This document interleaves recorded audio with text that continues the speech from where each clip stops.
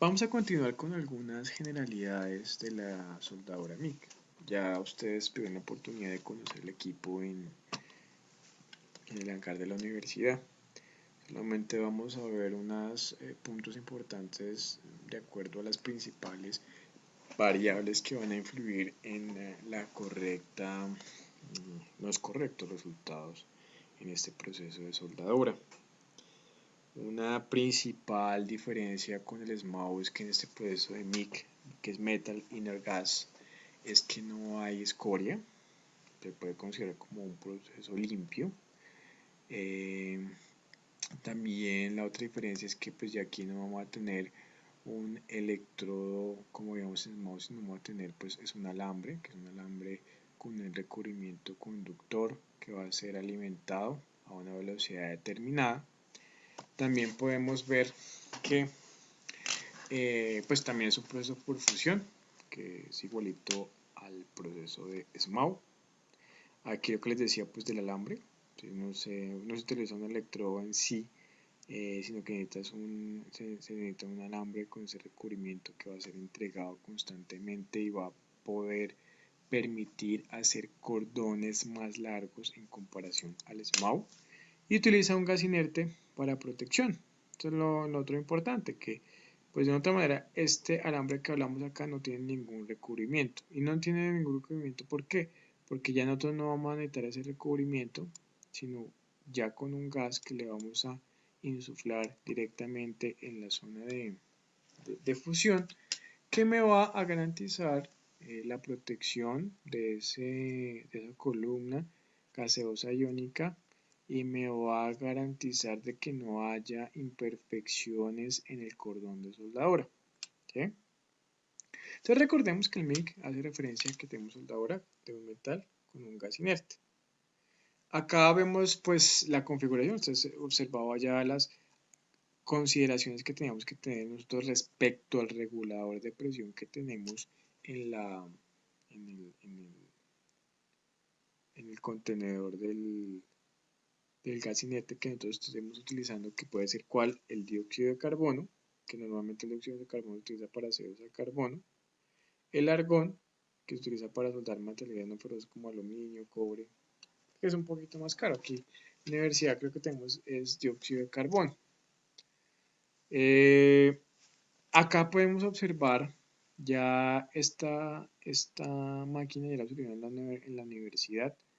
Acá fíjense que de una otra manera en este tipo de proceso de soldadura lo que nosotros podemos variar es que el voltaje. Recuerden que lo que yo varío es el voltaje. En el SMAO lo que varío es el amperaje. Aquí en este MIG lo que yo varío es el voltaje.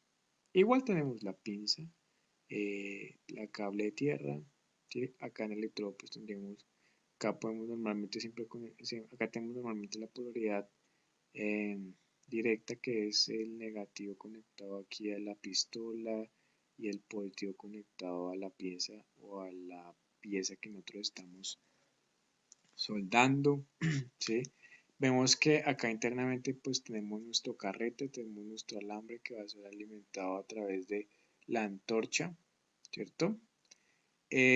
También observamos que lo más importante acá es tener en cuenta la cantidad o la presión necesaria que nosotros tenemos para garantizar un cierto caudal eh, adecuado sobre el charco de soldadura.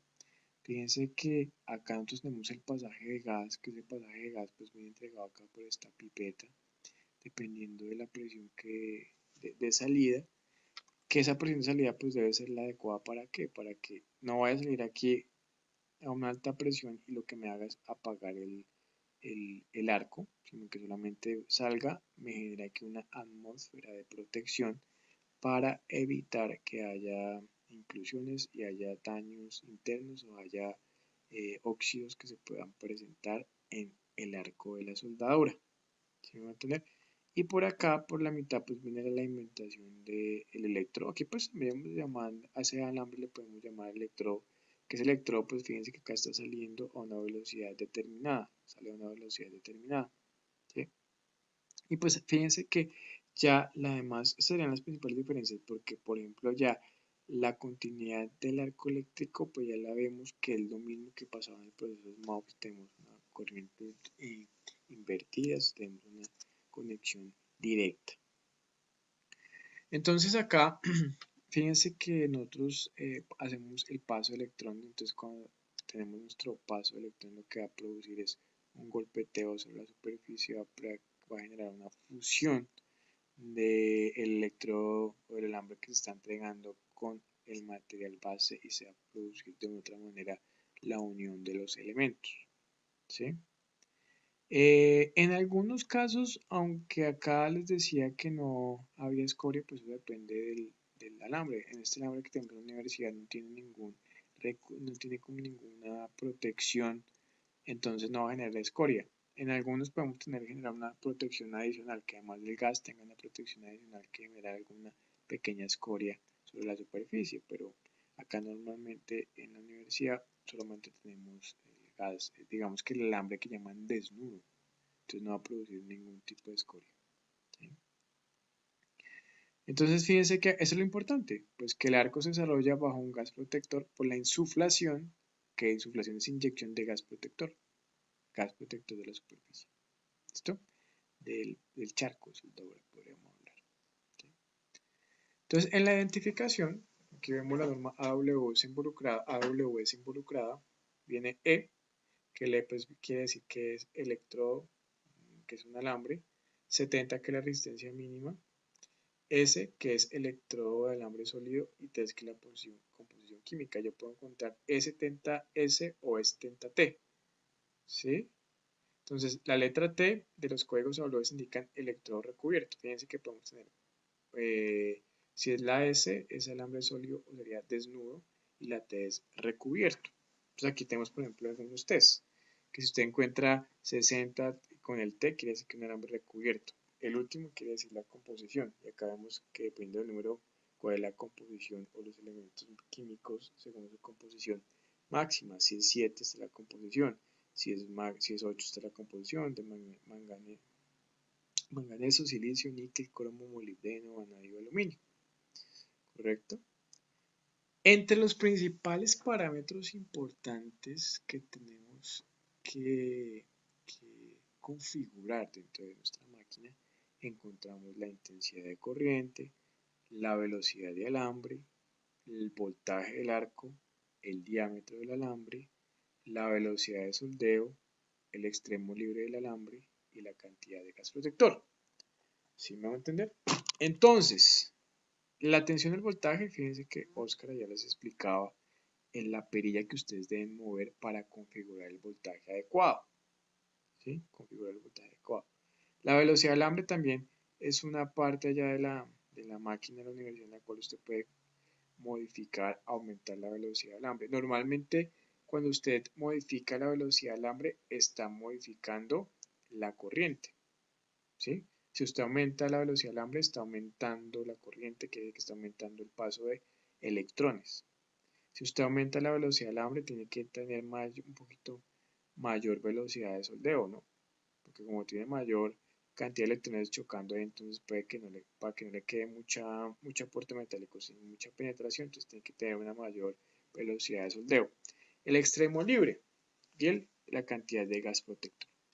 Fíjense que dependiendo del diámetro que nosotros tengamos en nuestra máquina, en nuestro alambre, podemos seleccionar la alimentación por él. O sea, esta velocidad que si yo la puedo setear, la puedo configurar en la máquina. Fíjense que dependiendo si es 0,9 o 1.1 milímetros de diámetro, yo puedo seleccionar entre 7,5 a 10 o de 8,8 a 14 metros por minuto o pulgadas por minuto de acuerdo a la máquina que nosotros tengamos.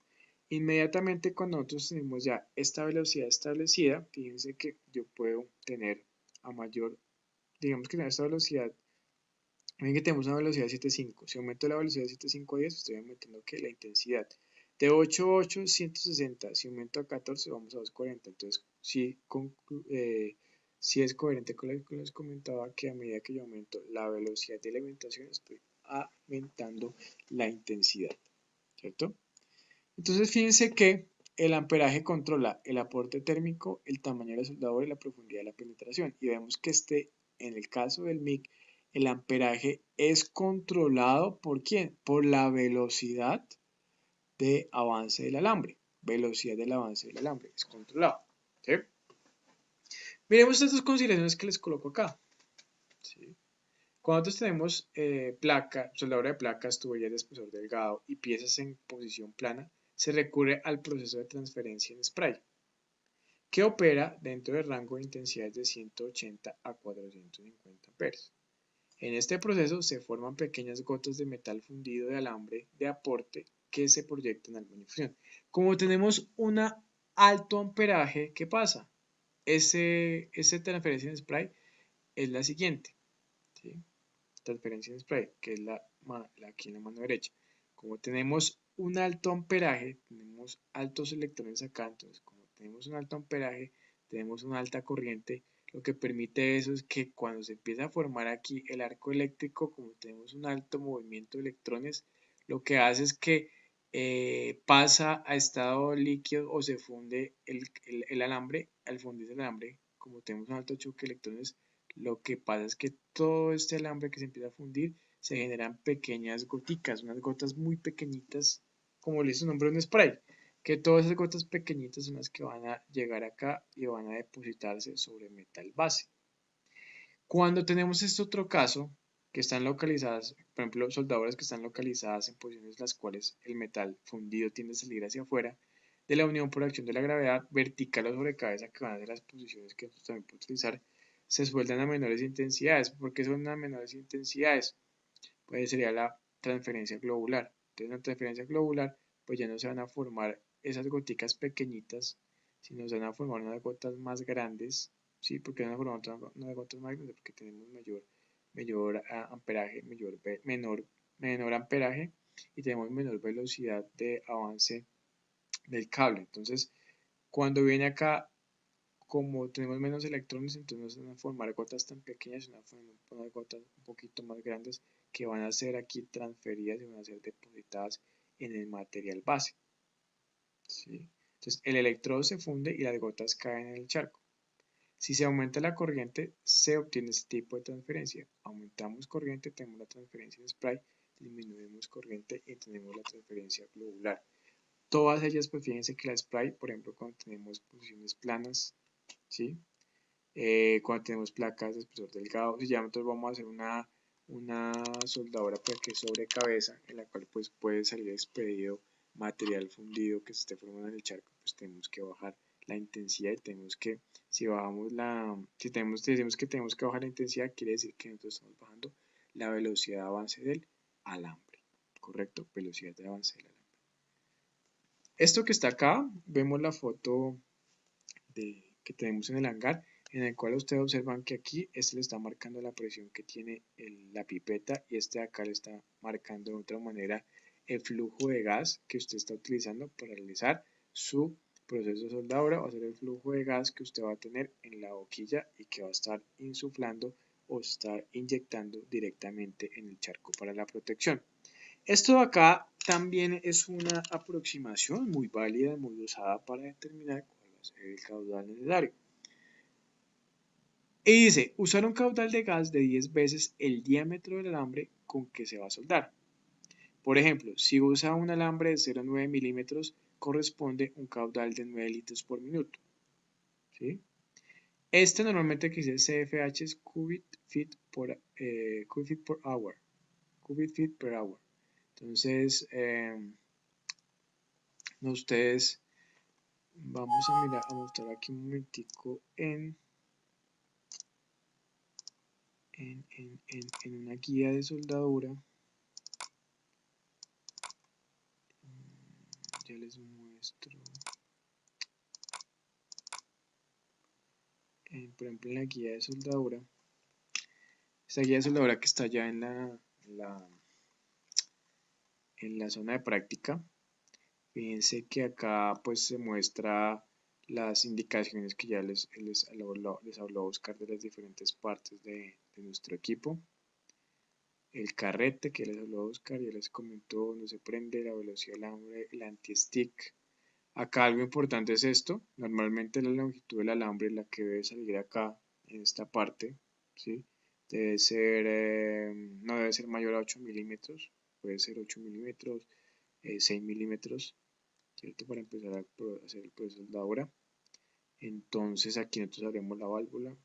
Recuerden que esto todo tiene que estar todo abierto. Tenemos que verificar cuál es la cantidad de gas que va a salir insuflado o inyectado. Estos son pies cúbicos por hora. Los pies cúbicos por hora, normalmente los pies cúbicos por hora están alrededor de 15 a 20 pies cúbicos por hora, ¿sí? Que es lo que les comentaba ahorita, que yo lo puedo setear.